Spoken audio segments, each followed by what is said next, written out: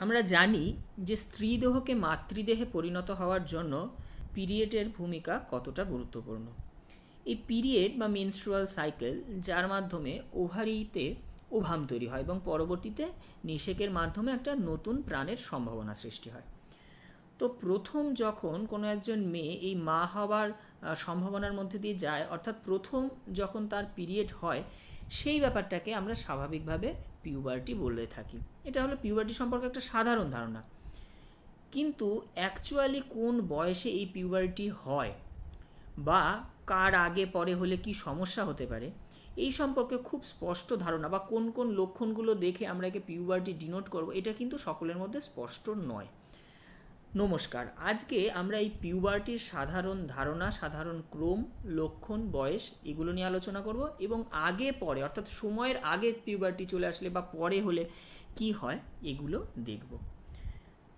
এখন ব্যাপার হলো, প্রথমেই আমরা দুটো জিনিস দেখি, একটা প্রাইমারি আর একটা secondary sexual character. Primary sexual character বলতে গোনাডের ডেভেলপমেন্ট, অর্থাৎ এই মেয়েদের দেহের মধ্যে যে ওভারি আছে তার ডেভেলপমেন্ট, অর্থাৎ যেখান থেকে পরে ওভাম তৈরি হবে সেইটা, এবং ইউটেরাস অর্থাৎ এই যে মেনস্ট্রুয়েশন সাইকেল, এই দুটো ফিচার যখন তার প্রথম আসছে। এবং এর সাথে সেকেন্ডারি সেক্সুয়াল ক্যারেক্টার অর্থাৎ ব্রেস্টের ডেভেলপমেন্ট, পিউবিক অ্যাক্সিলারি হেয়ারের ডেভেলপমেন্ট, ভয়েস চেঞ্জ হয়ে যাওয়া। আমরা জানি পিউবার্টির পর মেয়েদের ভয়েস আরও সফট হয়ে যায়, এই ব্যাপারগুলো। এছাড়া স্কিনের নিচে আরও ফ্যাট সঞ্চয় হওয়া, যার জন্য মেয়েদের স্কিন আরও বেশি সফট লাগে। তো এই ব্যাপারগুলো কিন্তু এই পিউবার্টির সময় হয়। ধরা যাক এই মেয়েটার পিউবার্টি হওয়ার বয়স হয়েছে, বা এটা হলো ন্যাচারাল বা নর্মাল স্বাভাবিক বয়স, কিন্তু দেখা গেল এই মেয়েটার আগে থেকেই অর্থাৎ সেই পিউবার্টি বয়সে পৌঁছানোর আগেই তার ব্রেস্টের ডেভেলপমেন্ট হয়ে গেছে, বা দেখা গেল তার মেনস্ট্রুয়েশন শুরু হয়ে গেছে। এই সমস্ত ব্যাপার যদি হয়, তখন আমরা তাকে বলবো আর্লি বা প্রিকশিয়াস পিউবার্টি। অর্থাৎ ন্যাচারাল যে সময় যখন স্বাভাবিকভাবে তার মেন্স পিরিয়ড শুরু হওয়ার কথা, তার আগেই যদি তার পিরিয়ড শুরু হয়ে যায়, তখন আমরা তাকে বলবো প্রিকশিয়াস পিউবার্টি। আবার যদি দেরি করে শুরু হয় অর্থাৎ দেখা গেল অনেক বয়স হয়ে গেছে, তার 14, 15, 16, 17 বছর হয়ে গেছে, তাও তার পিউবার্টি আসছে না, তখন তাকে আমরা বলবো ডিলেড পিউবার্টি। প্রথমে যদি ন্যাচারাল নর্মাল যে বয়সে আমাদের ভারতীয় উপমহাদেশে পিউবার্টি হয় মেয়েদের, সেটা দেখি, তাহলে দেখব 10 থেকে 12 বছর। এখন আমি ভারতীয় উপমহাদেশ বলে আলাদা কেন করলাম, কারণ ক্লাইমেট, আবহাওয়া যখন চেঞ্জ হয় তখন কিন্তু এই পিউবার্টি আগে পিছে হতে পারে। এমনকি ভারতেই যে সবার একই বয়সে পিউবার্টি আসবে তাও নয়, তবে একটা গ্রস 10 থেকে 12 বছর বয়সের মধ্যে এই পিউবার্টি দেখা যায়। পিউবার্টি আমি কখন বলবো, অর্থাৎ কী তার লক্ষণ? ফার্স্ট সাইন যদি বলি, দ্যাট ইজ ফিজিক্যাল গ্রোথ, অর্থাৎ তার সামগ্রিক একটা গ্রোথ হবে। কী ধরনের? তার হাইটের গ্রোথ, তার ওয়েটের গ্রোথ, তার আর্ম সারকামফারেন্স, বডিতে ফ্যাটের গ্রোথ, ইত্যাদি ইত্যাদি সামগ্রিক গ্রোথ। কিন্তু একটা ব্যাপার হলো, কারোর নিউট্রিশন অর্থাৎ সে কী ধরনের খাবার দাবার করে, সে ওভার নারিশড না ম্যাল নারিশড, এই ব্যাপারগুলোর সাথে কিন্তু তার এই গ্রোথটা ওতপ্রোতভাবে জড়িত। কেউ যদি কম খাবার খায়, তাহলে দেখা গেল তার অতটা গ্রোথ হলো না। তো এটা কিন্তু নন স্পেসিফিক, এটা দিয়ে কখনো এক্স্যাক্ট করে বলা যাবে না যে এর পিউবার্টি শুরু হয়েই গেছে। যদি কেউ বলে what is the specific sign, first specific sign হলো থ্যালার্কি। ক্রোনোলজিক্যালি সাজানো আছে এইগুলো পরপর, অর্থাৎ ক্রমানুসারে। তো থ্যালার্কি মানে ব্রেস্টের ডেভেলপমেন্ট, অর্থাৎ ব্রেস্টের স্ট্রাকচার আরও সুগঠিত হয়, আরও ব্রেস্ট উন্নত হয়, এই ব্যাপারটা ক্রমানুসারে হতে থাকে। তাহলে ফার্স্ট ফিচার হলো বাচ্চা মেয়েদের যেটা দেখা যাবে সেটা হলো থ্যালার্কি। তারপর হলো পিউবার্কি এবং অ্যাড্রেনার্কি। অ্যাড্রেনার্কি মানে অ্যাড্রেনাল হরমোনের বা অ্যাড্রেনাল যে গ্রন্থি আছে, সুপ্রারেনাল যে গ্রন্থি আছে যেটা কিডনির ওপরে থাকে, তার একটা স্টিমুলেশন শুরু হওয়া বা তার কার্যক্ষমতা যদি বলি ভালো করে শুরু হওয়া, সেটা হলো এই অ্যাড্রেনাল হরমোনের এই পিউবার্টিতে শুরু হয়। এবং তার সাথে পিউবার্কি অর্থাৎ পিউবিক হেয়ার এবং অ্যাক্সিলারি হেয়ার অর্থাৎ তলপেটের হেয়ার এবং বগলের হেয়ার, এগুলোর গ্রোথ ডেভেলপমেন্ট হওয়া। তাহলে প্রথমে আসে থ্যালার্কি, তারপর পিউবার্কি, তারপর হাইটের। আর এখানে একটা হাইটের ইনক্রিজ হয়, যাকে আমরা বলতে পারি লিনিয়ার গ্রোথ স্পার্ট, অর্থাৎ গ্রোথটা খুব দ্রুত বা খুব অ্যাগ্রেসিভলি অ্যাক্সিলারেটেড হয়ে যায়, বেড়ে যায়। এরপরে আমাদের রয়েছে মেনার্কিতে হয় কি, মেন্স শুরু হয়। তো এই যে পিরিয়ড শুরু হয়ে গেলে this is the last feature, এটা কিন্তু শেষ ফিচার। একটা মজার কথা হলো, এই মেনার্কির সময় মেয়েদের যতটা হাইট থাকে প্রায় ধরে নেওয়া যায় দ্যাট ইজ সেটাই তার অ্যাডাল্ট হাইট, কারণ 90-95% হাইটই কিন্তু এই মেনার্কির আগেই সে অ্যাটেন্ড করে ফেলে, কারণ এরপর আর তার হাইটের খুব বেশি গ্রোথ হয় না। দেওয়ালে যদি মেনার্কের সময় কোনো একটা মেয়ের তাগিয়ে রাখা যায় কতটা হাইট, দেখা যাবে অ্যাডাল্টেও ওই থাকবে 2-1 সেন্টিমিটার বাড়তে পারে, এর বেশি কিছু হবে না। তো এই কটা হলো আমাদের পিউবার্কির ফিচার। তো আমরা বললাম যে পিউবার্কি কখনো আগে আসতে পারে, কখনো পরে আসতে পারে, এবং অ্যাবডোমিনাল ক্র্যাম্প এক্ষেত্রে একটা খুব গুরুত্বপূর্ণ ব্যাপার, এবং তার সাথে সাথে ভ্যাজাইনাল ব্লিডিং শুরু হবে, একটা নতুন জীবনের দিকে সেই মেয়েটা এগিয়ে যাবে। সুতরাং এই সময় কিন্তু এই আগে আসছে পরে আসছে এটা বাবা মার বোঝাটা খুব দরকার। প্রথমে যদি আমরা বলি ডিলেট কখন বলছি, যদি দেখা যায় তার বয়স 13 হয়ে গেছে, তার পিরিয়ড আসেনি, এবং এর সাথে এর পিউবিক হেয়ারেরও কোনো ডেভেলপমেন্ট হয়নি, তখন আমি তাকে বলবো ডিলেট।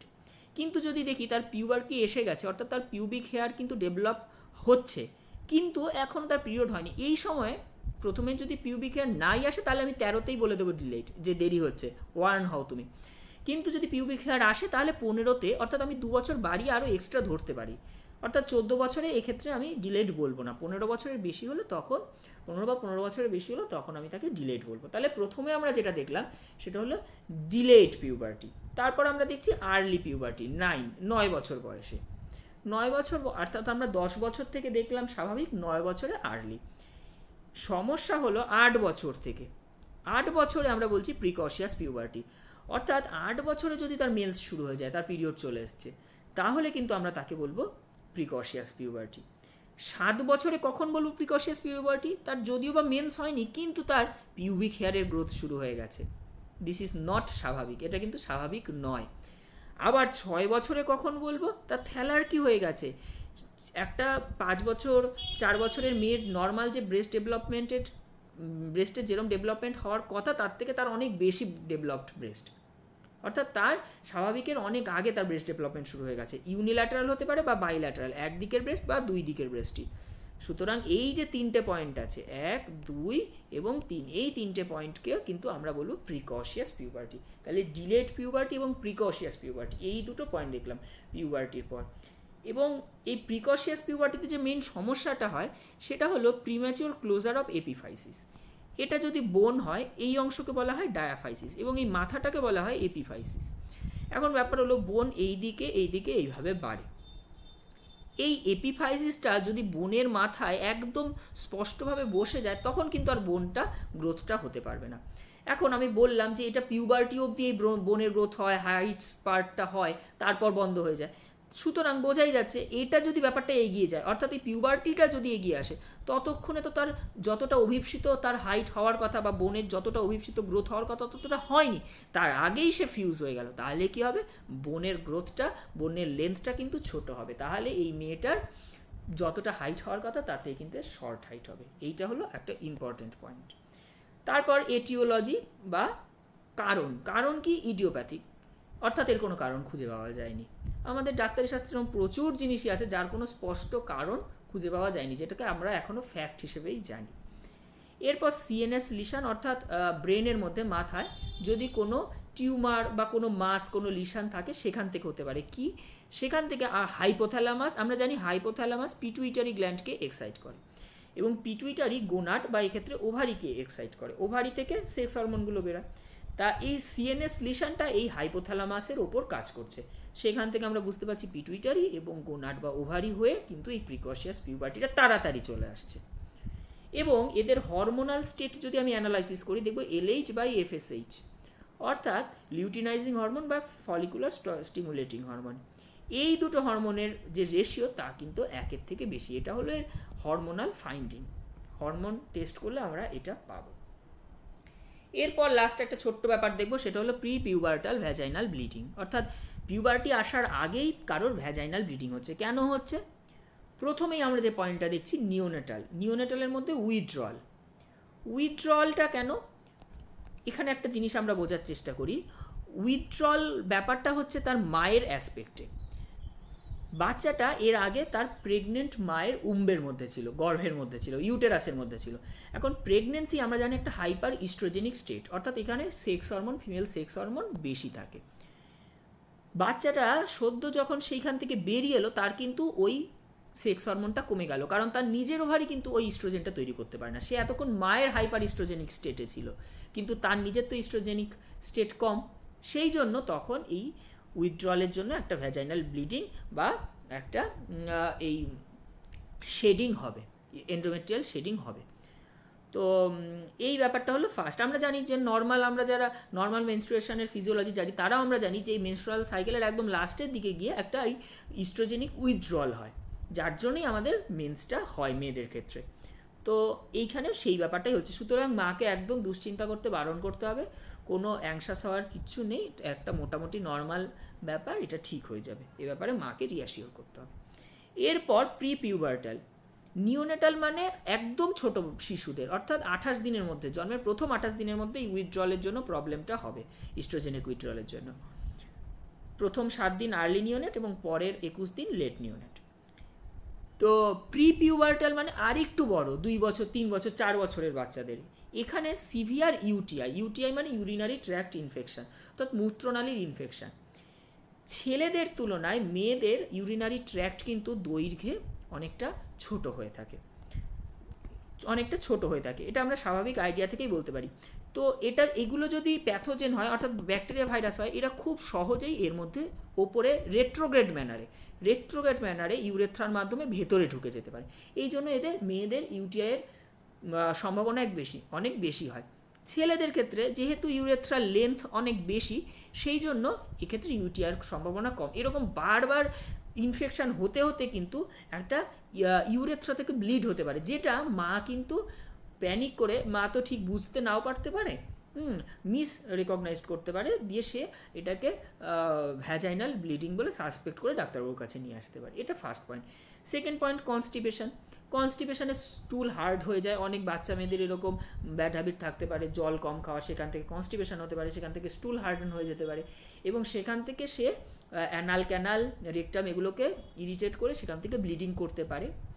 এবং সে আবার মানে রেকটাম যদি এটা হয়, রেকটামের কিন্তু ঠিক সামনেই থাকে ভ্যাজাইনা। সুতরাং আবার এখানে ভ্যাজাইনাকে ইরিটেট করে এখান দিয়ে আবার ব্লিডিং করতে পারে। এখানে যদি বললাম একটা হার্ড স্টুল থাকে, এটা যদি একটা হার্ড স্টুল হয়, সে কিন্তু একে ইরিটেট করে এখান দিয়ে ব্লিডিং করতে পারে। এইটা গেল আরেকটা পয়েন্ট। এরপরের যে পয়েন্টটা, সেটা কিন্তু খুব ইম্পর্টেন্ট, সেটা হলো ফিজিক্যাল অ্যাবিউজ। ফিজিক্যাল অ্যাবিউজ কি? আগেকার দিনে একদমই জানা যেত না, কিন্তু বর্তমানে জানাও যাচ্ছে বিভিন্ন গণমাধ্যমের জন্য, এবং আইনও কিন্তু অত্যন্ত কঠোর। সুতরাং আমরা অনেক হিস্ট্রি এরকম দেখি যে পাড়া প্রতিবেশী, এমনকি খুব নিয়ার রিলেটিভের দ্বারাও কিন্তু এই বাচ্চা মেয়েরা অ্যাবিউজড হয়। সুতরাং এখানে যে ডাক্তারবাবু আছে তাকে কিন্তু খুব কনসাসলি হিস্ট্রিটা নিতে হবে, এবং ভালো করে তার ভ্যাজাইনা বা পেরিনিয়ামের অঞ্চলটা ভালো করে ইন্সপেক্ট করতে হবে। তো এখানে আমরা বেশি কি দেখতে পাবো? খুব ভালভাইটিস, অর্থাৎ অর্থাৎ যে এক্সট্রয়েটাস রয়েছে, এই ভালভার অত্যন্ত বেশি ইনফেকশন বা ইনফ্ল্যামেশন। যারা সেক্সুয়ালি অ্যাক্টিভ হয়, অর্থাৎ 20-30 বছরের মহিলা, তাদের ক্ষেত্রে এখানের ইনফেকশনটা মেনে নেওয়া যায়, কারণ তাদের ক্ষেত্রে বাইরের ইন্টারকোর্স হয়, কিন্তু বাচ্চাদের মেয়েদের তো এরকম কোনো ব্যাপার নেই। সুতরাং তাদের ক্ষেত্রে কিন্তু এই ব্যাপারটা খুব কমন নয়, কিন্তু যদি হয় তাহলে আমাকে একটু এই ধরনের ব্যাপার ভাবতে হবে। এবং তার সাথে ম্যাসিভ ব্লিডিং, অর্থাৎ আমরা জানি কোনো একটা পেনিট্রেশনের ক্ষেত্রে এই ভ্যাজাইনার যে ওয়াল রয়েছে, ভেতরের যে দেওয়াল রয়েছে, এখানে ইরিটেট হয়ে, এখানে টিয়ার হয়ে কিন্তু ব্লিডিং হতে পারে। এই ব্যাপারটা কিন্তু ভাবতে হবে, বাবা মাকে আমাদের খুব কনসাস করতে হবে, এবং সামগ্রিকভাবে সামাজিক সচেতনতাকে আমাদের খুব স্ট্রং করতে হবে, খুব বাড়াতে হবে। এই ব্যাপারটা কিন্তু খুব ইম্পর্টেন্ট, মাথায় রাখতে হবে ফিজিক্যাল অ্যাবিউজ। তারপর আছে লাইচেন স্ক্লেরোসাস। এটা কি? এটাতে কি হয়, আমরা এটা বয়স্ক মহিলাদের ক্ষেত্রে সাধারণভাবে জানি যে মেনোপজের পর ইস্ট্রোজেন কমে যায়, যার জন্যই মেনোপজটা হয়। তো ব্যাপার হলো সেই সময় কিন্তু তাদের ভ্যাজাইনার ওয়াল ড্রাই হয়ে যায়, যেখান থেকে ইচিং, স্কারিং, স্ক্র্যাচিং এই সমস্ত হয়ে সেখান থেকে ব্লিড হতে পারে, ইরিটেশন থেকে। ড্রাই কারণ এই ইস্ট্রোজেনটা ভ্যাজাইনার ময়েশ্চারটাকে, এই যে ভ্যাজাইনার ময়েশ্চারকে, দেওয়ালের ময়েশ্চারকে বজায় রাখতে সাহায্য করে। এই বাচ্চা মেয়েদেরও একই ব্যাপার, এদেরও সেই হাইপো ইস্ট্রোজেনিক স্টেজে থাকে, ড্রাই থাকে, সেখান থেকে স্ক্র্যাচিং ট্যাচিং করে বাচ্চা মেয়েদের এখান থেকেও কিন্তু ব্লিডিং হতে পারে। আর লাস্ট হলো আচ্ছা, আরেকটা আছে এইদিকে, সেটা হলো আইবিএস, ইরিটেবল বাওয়েল ডিজিজ বা bowel syndrome. It is not irritable bowel disease, this is irritable bowel syndrome. এটা বিভিন্ন একটা অদ্ভুত রকমের ফিচার নিয়ে আসে, কখনো কখনো লুজ টুল, কখনো কখনো শক্ত টুল, ইররেগুলার বাওয়েল হ্যাবিট। বাওয়েল হ্যাবিটটা, তার পটি হওয়ার হ্যাবিটটা রেগুলার নয়, কখনো একবার পটি হচ্ছে, কখনো পটি হচ্ছেই না, কখনো 2-3 বার পটি হচ্ছে, কখনো লুজ মোশন হচ্ছে, এইরকম। এবং এখানেও কিন্তু ব্লিডিংয়ের একটা কমপ্লিকেশান থাকতে পারে, অকাল্ট ব্লাড, মানে খালি চোখে দেখা যায় না কিন্তু ব্লিডিং হচ্ছে, এরকমও হতে পারে। তো এই গেল আমাদের আইবিএসের ফিচার। এই আইবিএসকে অনেক সময় মিস ইন্টারপ্রেট হতে পারে। এবং এরপর আমাদের লাস্ট যেটা রয়েছে ফরেন বডি। ফরেন বডি ব্যাপারটা কি? ফরেন বডি ব্যাপারটা কি? আমাদের এই বাচ্চাদের যে মনস্তাত্ত্বিক ডেভেলপমেন্ট হয়, মনস্তাত্ত্বিক বিকাশ হয় সাইকিয়াট্রিতে, সেখানে আমরা একটা স্টেজ দেখি, ফ্যালিক স্টেজ। যখন বাচ্চাদের তার নিজের জেনিটালিয়া অর্থাৎ তার সেক্স অর্গানের প্রতি একটা অ্যাট্রাকশান তৈরি হয়, সে সেটা নিয়ে খেলা করে, এবং এই খেলতে খেলতে কখনো কখনো সে কোনো একটা অবজেক্টকে তার মধ্যে ইনসার্ট করে দিতে পারে। দেখা গেল কোনো একটা ছোটো বল নিয়ে সে খেলতে খেলতে ভুল করে ঢুকিয়ে দিল, কোনো একটা পেন্সিল, ছোটো পেন্সিল খেলতে খেলতে ভুল করে ঢুকিয়ে দিল। এই অ্যাট্রাকশানের জন্য খানিকটা এরকম হয়, এবং সেক্ষেত্রেও কিন্তু ম্যাসিভ ব্লিডিং হবে। আমরা এক্ষেত্রে দেখলাম এই যে এখানে ধরা যাক, এখানে যদি কোনো একটা অবজেক্ট সে ভুল করে ঢুকিয়ে ফেলে থাকে, আমরা কিন্তু পার রেকটাল যদি ডিজিটাল এক্সামিনেশন করি, অর্থাৎ এই রেকটামের মধ্যে আঙুল দিয়ে যদি পরীক্ষা করি, আমরা কিন্তু এই যে ফরেন বডিটা, এটাকে কিন্তু এই রেকটামের সামনে এখানে প্যালপেট করতে পারবো, অর্থাৎ বুঝতে পারবো। তো সেখানে আমরা মিল্কিং আউট, অর্থাৎ এই দিক দিয়ে এরকম চাপ দিয়ে দিয়ে আমরা এই রেকটাম থেকে মিল্কিং আউট করে এই যে বস্তুটা আছে, যেটাকে সে ঢুকিয়ে ফেলেছে, এটাকে আমরা কিন্তু বার করতে পারি। তো এই যে বিভিন্ন যে জিনিসগুলো দেখলাম, এগুলোই হলো প্রি পিউবার্টাল ভ্যাজাইনাল ব্লিড, অর্থাৎ পিউবার্টির আগে, যখন তার পিউবার্টি আসেনি, সে পিউবার্টি অ্যাটেন্ড করেনি, তার মেন্স শুরু হয়নি নর্মাল স্বাভাবিকভাবে, তার আগেই তার যে সমস্ত কারণে ব্লিডিং হতে পারে সেগুলো দেখলাম। প্রিকশিয়াস পিউবার্টিটা দেখলাম, সময়ের আগেই তার ব্লিডিং আসা, এটা একটা দেখলাম।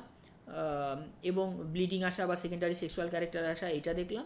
এবং তার আগে আমরা স্বাভাবিক যে ক্রমটা আছে, কখন স্বাভাবিকভাবে এই পিউবার্টি আসে, এবং তার যে ক্রম রয়েছে, তার যে ক্রোনোলজি রয়েছে, পরপর কার পর কী আসে, প্রথমে থ্যালার্কি, তারপর পিউবার্টি, তারপর হাইটের একটা স্পার্ট আসে, তারপর মেনার্কি, অর্থাৎ লাস্টে হলো পিরিয়ড আসে। তো এই যে পরপর এটা আমরা দেখলাম, এবং পিউবার্টি সম্পর্কে একটা সাধারণ এবং প্রাথমিক ধারণা পেলাম। ধন্যবাদ।